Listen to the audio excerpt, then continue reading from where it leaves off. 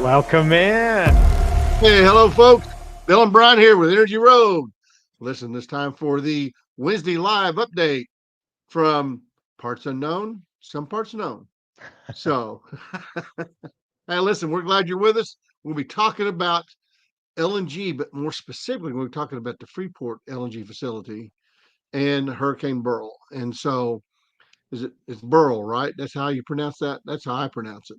I thought it was Beryl. Beryl, you say Beryl, Beryl, I Shut say up! Go Beryl. faster. Must go faster. Must go faster. Go. So, let's we're gonna be talking about how that demand hit and how you can't just make gas disappear. It has to go somewhere. And we'll talk a little bit about that, how a lot of that gas ended up in storage. Yeah, well, the what we wanted to really take a look at is if you look at right here on Friday the 5th with Beryl going down, that was the last time that we were kind of a little, I don't want to say higher, but we dropped from here and went all the way down, tested $2. We came back, and part of the reason that we had that circumstance is there was a massive demand shift due to Hurricane Beryl, and that massive demand shift also impacted Freeport, which if we look at Freeport, we're now going to step through. Has Freeport, did it sink natural gas markets? Has Freeport sunk natural gas markets? Let's talk about each step of the equation. LNG demand. On the demand side of the equation, the United States produces roughly, call it 100 BCF a day. So natural gas, LNG, went from 4 BCF to up over 14 BCF a day. And that is a very big shift. That's 10% of the US supply. And if we look at what happened in various LNG, obviously you can see we've grown substantially. But in 2020, Hurricane Laura took off Sabine Pass and Cameron LNG. That was a very, very big one. That happened in 2020. A lot of people don't remember that because everybody was still at their homes with COVID and everything. In 2022, Freeport had an LNG fire, and most of the natural gas market is very well aware of that circumstance, and that impacted the demand side of the market. Then on Hurricane Beryl, or how did you pronounce it, Bill? Beryl, like Beryl lives. But that's Bur- uh, BURL. and that's yeah. So um, Hurricane Beryl and Freeport, and that impacted Texas demand as well as Freeport LNG. So now let's take a look at the net supply and demand. This is the net import and export.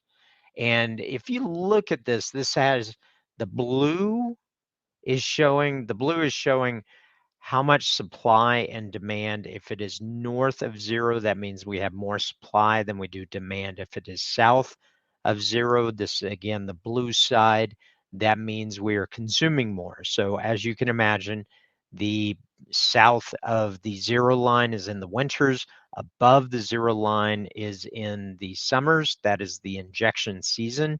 But I want you to note something here. We are not really growing, and especially this year, on the supply versus demand. If you see, there's a lot of big spikes above the 10 BCF mark that we're just not getting to. So that tells us that we are really we are really looking at a tightening market, and I'm going to validate that tightening market through Freeport LNG. So, any comments on this before we move on? I think the other interesting part there is that even our demand is being more and our supply is being less. That's starting to make an interesting graph when we move into some of this, because you see how deep that last year went, and last year was Yep. not necessarily a high demand winter. I mean, it wasn't that Well, cold. it was really a 2-week period where we had probably the largest 2-week period storage withdrawal that we've ever had. Now the rest of the winter really was non-existent. I don't want to say non-existent, but you can see it right here where after that Well, last spike in 2023, we really had less than 10 BCF, but we almost went back to neutral. And that's a combination of having enough supply, but we just really did not have demand. but what I also noticed there is that the length of the demand is relatively the same. But you go two winters back, 2022, 2021, 2022, the winter of that, and how much demand we had there. And I go by the thickness of the graph. That's easy to how far deep it goes, how thick it is when it goes deep. And Right. so that tells you that we're pulling a whole lot more. And then of course we had a lot of production in the spring after that. But what I'm seeing in this is that even though we had pretty good production at the first of the year, it wasn't enough to get back to that peak that you always see right in May, usually between March and May. Yep. So uh, this is setting us up for something this winter. I'm just not sure what, especially with the possibility of it being a colder winter. Well, and hold on to that thought, because what the traded market would say at $2.13 for the August contract, the traded market is saying we are oversupplied. I do not believe that we are oversupplied. And let's walk through the reasons why. On the storage side, we're currently at 3.2 TCF or 3.3209 BCF. The average is 2744, which is 16.9% above the 5-year average.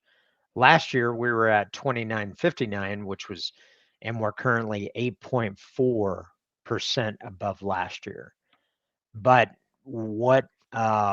one thing that I did want to point out on the storage side is when we look at this right here, in this moment, on March 15th, we were 300 BCF over in storage, over the 5-year maximum. We are now inside the 5-year range. That means seasonally adjusted, we have made up 300 BCF of storage surplus. So now let's look at what Hurricane Beryl did. On the weekly demand, it took off one of the largest electric markets in the country, Houston, South Texas. Texas consumes an estimated 19 BCF a day on average in July. In the average July, estimated 1/3 of that was in Beryl's path, or 6.33 BCF. That is an estimate. So the estimated impact is 63 BCF over a 10-day period, because those outages just lingered. Now this is back of the envelope. That figure may be slightly above or slightly below, but it's probably in a range of 50 to 75 BCF of total impact. It also took off Freeport because of electricity, as well as some hurricane issues. But I want to point out something. Even though Houston and South Texas had electricity power off, we set one of the highest electric power weeks fueled by natural gas in history. So that is one of the highest weeks we have ever seen, and that was without Houston, which is a massive power market.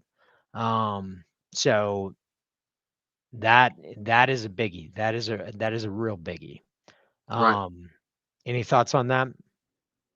Yeah, I think I'm looking at your math. I want to hold my comments for a little bit later because I have a thought process run right now that says that um, it's probably a little bit less than the 63, but then you run into logistics problems because you really can't get that gas to storage from Texas.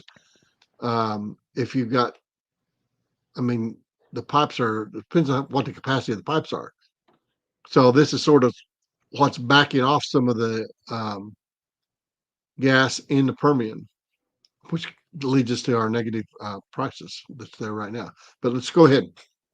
Right. And when we look at that impact, so you have 63 BCF for power markets and an estimated 17 to 20 for Freeport markets. So roughly 80 to 83 BCF was lost to natural gas storage. Translation: if there were no Hurricane Beryl, that 3209 would look like 3126, which would take us to 12% over the 5-year average and 4.8% versus last year.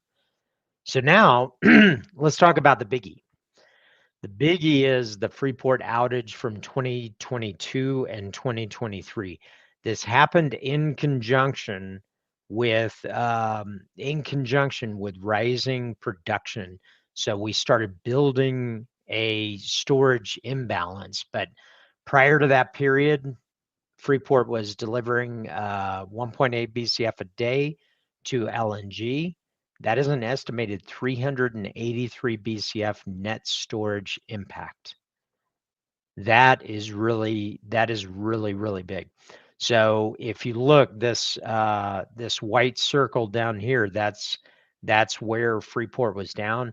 And right here is a combination of two things, which is taking us from say 13.2 BCF a day down to 11.5, is a combination of Freeport, as well as there are slowing cargoes being taken out. And there's reasons why. We're not going to we're not going to dive into the LNG markets today unless we have questions. So feel free to ask questions along the way. So that's a total impact of 466 BCF. So if you look at the Beryl impact, 63 BCF Texas demand offline, 20 BCF Freeport LNG. Then the impact from 2022 to 2023, 383. That's 466 BCF. Is that a lot, Bill? Well, it's significant in the time that it came in. I think also you might even be shy a little bit on that. And I'm going to say that you're shy because we have not included any of the industrial load that went away. Mm-hmm. You know, Yep. and with all the pet chems. Yep. So Beryl, Richard, thanks for joining live.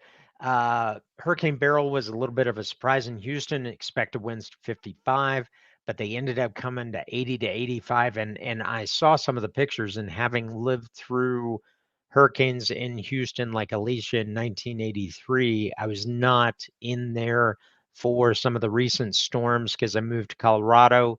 But Alicia in 83, I mean, these will damage power. They will damage electric, and in conjunction, there's just so much impact there.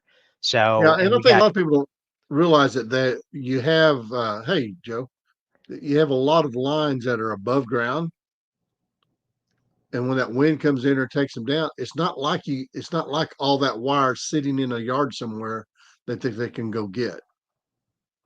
yep, You yep. know, you've seen a lot of power lines go down. You've seen towers go down, and those just take time. It just take the fact that we have so much power turned back on in 10 days, with as fragile as the grid has been. I think that's probably a pretty heroic feat to get that many power back on. Yeah. I mean, there were thousands of line workers down there just reconnecting everything and resetting poles. Yes. You're exactly right.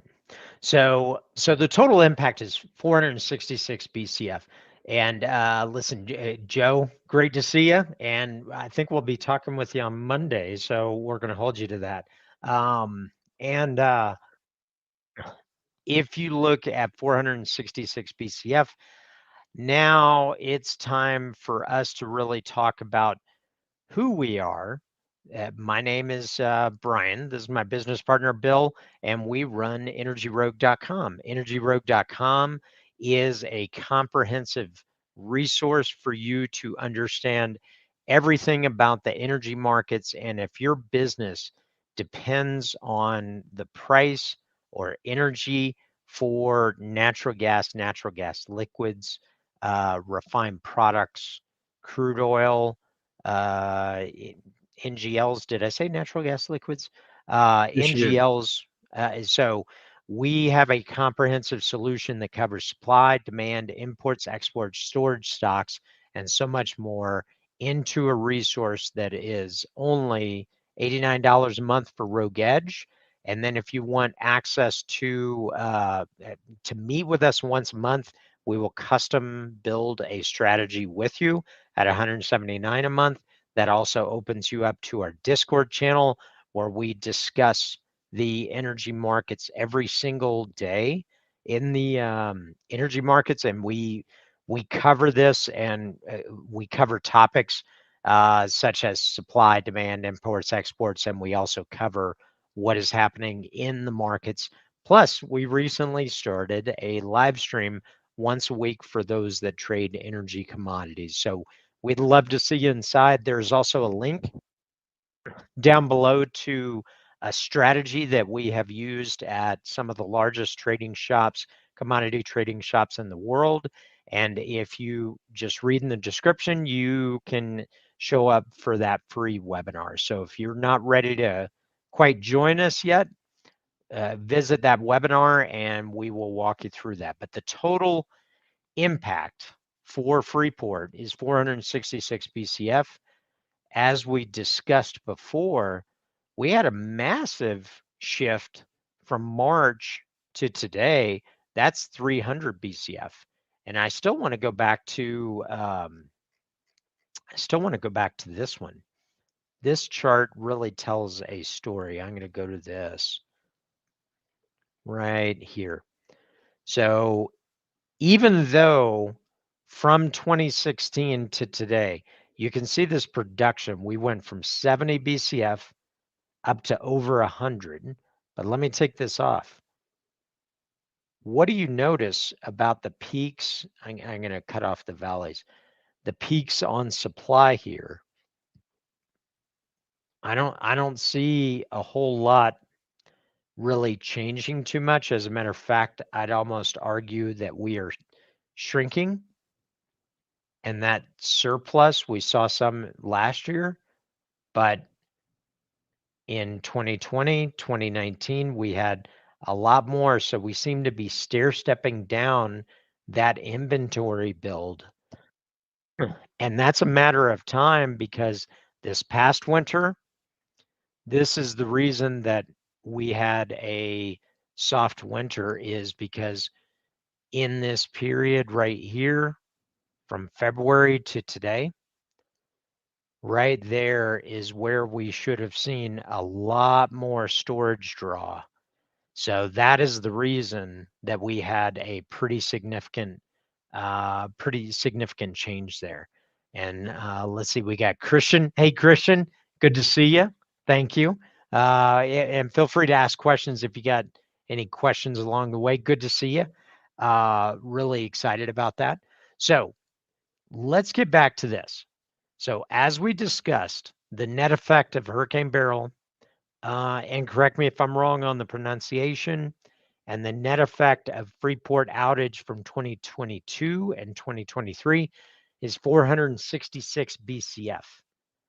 That is a very large one, and as Bill mentioned, the 63 BCF for Texas demand offline might be undercutting it a bit. So our current storage is 3209. If we subtracted 466, if we pretended those didn't exist, that would put us at 2443 BCF. Any idea what the 5-year average is? Well, look at there. Pretty I dang told, close. I told you it's right here. So if you took that 466 off our current storage imbalance, so what that implies that that the combination of Beryl and the combination of Freeport's problems in 2022 and 2023 is equal to our storage overhang.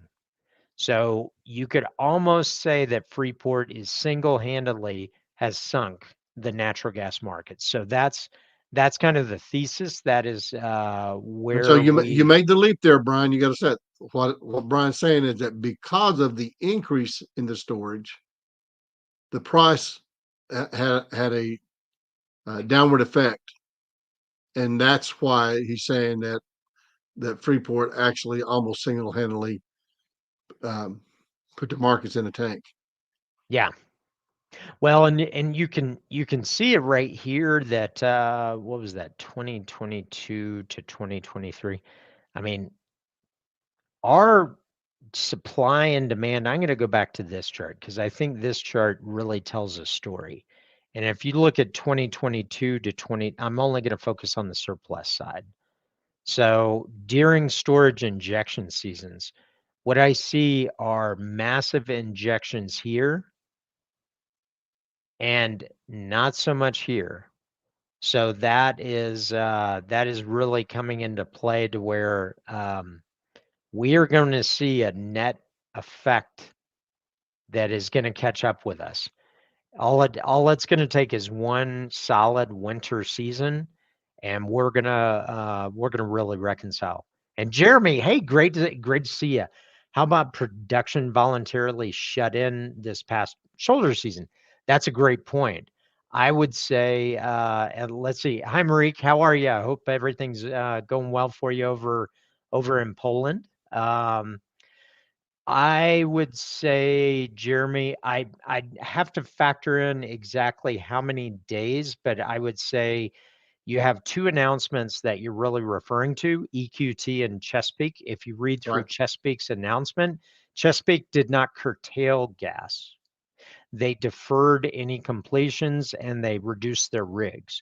So that was not a voluntary shut-in. So the voluntary shut-ins was Equitable and maybe a handful of others, but Equitable, I think they announced a BCF a day of voluntary shut-ins, and maybe they had that for 60 days.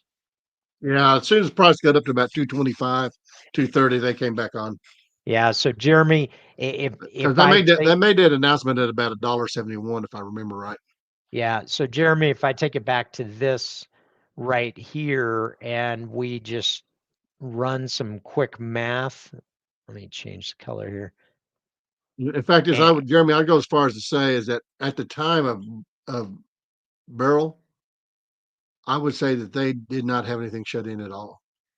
I would say voluntary shut-ins maybe is 60 BCF. So that equation puts us within 60 BCF of the 5-year average. So I would argue that that's where I would put it. Let's see. They also slowed. Yeah. The slowing drilling plans, I mean, and I'm talking about today's terms relative to that. So that's a great thought and a great commentary. So appreciate that, Jeremy. I hope you're doing well. I want to hear from you. It's been a while, but when I look at the peaks and valleys right here on the supply demand, this is net supply minus demand, and you can see that we seem to be shrinking. I think we're tighter than people imagine, but most people are really looking at the production story because that is a big story. I mean, from 2018, we produced 74 BCF a day. We're now up over 100 and well, in December we were 105. We're now at roughly 102. The last weekly report was 101.8 on average, but a lot of people are stopping at the dry production story. But I think this really tells the story of the net supply and demand, that we're not quite as overbalanced as people expect. So that's that's kind of Our our demand, summary. we're not seeing demand slow down. I think that's the biggest thing that we need to look at is demand's not really slowing down. This was an event. This is a 10-day event that shut off some demand that's going to affect the averages. Yes. But just remember, average is a French word that means wrong. Um, the aspect of what, so what do you got? What do you got up there? Is that the demand? That's electrical demand right This there. is electric demand, because when we're looking at summer, it really comes down to Right, electric.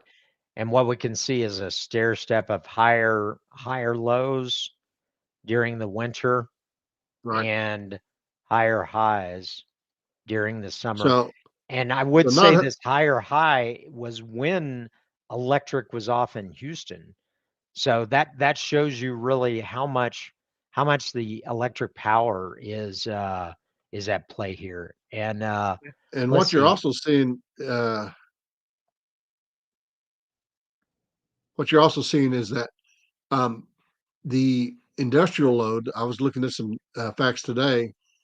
There are projects out there right now that's going to add about a half a BCF a day for gas demand in the industrial sector. Right, And right. so it's not just electric, but it is also the industrial. It's also LNG. We're starting to see Plaquemines are going to start taking some gas in the fourth quarter Yep. as they ramp up for 2025, which would be another 1.8 BCF, I think is their max. And so it's going to be interesting because you have to realize that these LNGs plants are exactly that. They're plants, they're mechanical. And so they can go up and down. Freeport has been, I'm sure they feel like they're cursed, but as they've gone up and down, you can see the change it has made just in the market. As more LNG plants come on, it will have a less and less impact, but still will have an impact. Hmm. I mean, we're looking at by the end of 2025, 20% maybe will be that. And we're also looking at exports increasing in Mexico, probably another BCF by the end of 2025. Right, Uh, right. because they've got 7 gigawatts of power plants being built right now in Mexico. They need the gas fired power plants. Well, and So that didn't there's a even lot going take on. into account. Well, it didn't even take into account Canada's doing LNG exports. Mexico is doing LNG exports. So there's going to be export draws. Plus, Joe brings up a fascinating point here. Are there any good ways to track AI related consumption? Talking about direct gas consumption versus electric consumption. I would say that figure is not critical mass right now, but probably in the next 24 months, it will be at a critical mass, Joe. So Well, tracking it's already that been means, identified. It's already been identified as the biggest new demand coming on for power right? is the server farms for AI. Yeah. And the other thing is that you've noticed they've started looking at locating those, believe it or not, closer to nuclear power plants because they want the solid reliability of nuclear. And people say, well, that means gas is not going to get anything part of it. Well, no, that's exactly wrong because what's going to happen is gas is going to pick up the slack that the nuclear won't be delivering to other places. It's going to Right. be a real interesting balancing act for the power companies, and sometimes they're not really good at it. Yeah. Yeah. And so, Joe, short term, there's not really a good way to track it, but it's not at a critical mass yet. However, I expect that critical mass to be emerging kind of about, and we should talk about it on Monday, um, kind of around West Haynesville, as well as some places up in Marcellus, Utica. So that is going to be an emerging story, because if you listen to the demand growth on AI, that is really going to demand a lot more natural gas. And yes, it can be met by wind. Yes, it can be met by solar. However, the ratability of when it's needed is really met more conveniently by natural gas. So Right. what is going to be an emerging trend is also storage. And the way we envision storage today will not be the way that we envision storage tomorrow. So Abilene plant passed FID. That is actually great. It's interesting with it being Abilene. I've got to think about that a little bit, because that's really probably taken some mature production, right? And Yeah. let's see, we got Curtis. Want to have the price of natural gas at 350. As a matter of fact, Curtis, if you must have tapped into my phone yesterday, because what I was prognosticating is a range of 4 to 6. So 4 to 6, and that 450 might be where we end up in a range. But we have to get through this short-term storage imbalance, and it's really created by a couple things. Freeport being down. Jeremy brings up a positive implement on the curtailments and slow drilling plans. But really, if you look at the marginal price, Equitable and Range have some of the best drilling economics in the country. Conversely, everybody else has challenged economics when it comes to natural gas, and you really need about 350 or 4 before you can really bring those wells on. Add into that we are looking at a wave of 6 BCF a day, or over 6% growth in LNG capacity. Now, is all that going to be used? That's a different discussion. But if all that is used, and we lose a BCF from Canada, and we increase our pipeline exports to Mexico, you have a 7 BCF a day shortage coming. That's going to be good. That's going to be Right. massive. That's gonna So, that's gonna drive that price up a little bit. yep. So the other thing Um, we haven't taken out, as Brian, is that all these consolidations of these large companies always tend to lower the rig count, yep. because once two companies become one, they don't necessarily have the same amount of rigs as the two separate companies had together. And so, Well, uh, and now bear in mind, you've had such an aggregation to where the dollars for expenses, you had, say, Permian only producers that sold to majors, or a Bakken producer, pick a basin, in any right, basin. There's been a lot of consolidation. Now, all of a sudden, those drilling investment dollars, which used to be either I drill in the Permian or I don't drill at all, is now in the hands of, say, Exxon, or any of the large companies, where they say, well, should I spend that money on a Permian well, or somewhere over in Guyana, or Venezuela, even or Marcellus, international, on a refinery? right? So Joe, the water usage is odd. I want to talk to you about that one. Curtis, yeah, I think that's coming. I do think that's coming. And Curtis said, yes, that would add so much employment and help vertical producers to work or plug wells. So one interesting thing that has been emerging on that is the methane tax that is within the IRA. There's been some recent measures and things that have changed that curb that a bit, and that is going to be a help, because some of those would have meant that if you emitted or had a methane leak of 50 MCF, but you were producing 1,000 MCF a day, that penalty on the 50 would have been greater than what you could get on the revenue side for the 1,000. So there was a study done that 30 to 40% of the U.S. production would have been shut in if that methane tax actually was implemented. And It would have that been all was, the small guys with the vertical production, Curtis. yeah. That it was a big deal. So, so thanks, and thanks for tuning in. I think, and feel free to reach out to us because I think there's some things that we could help you with.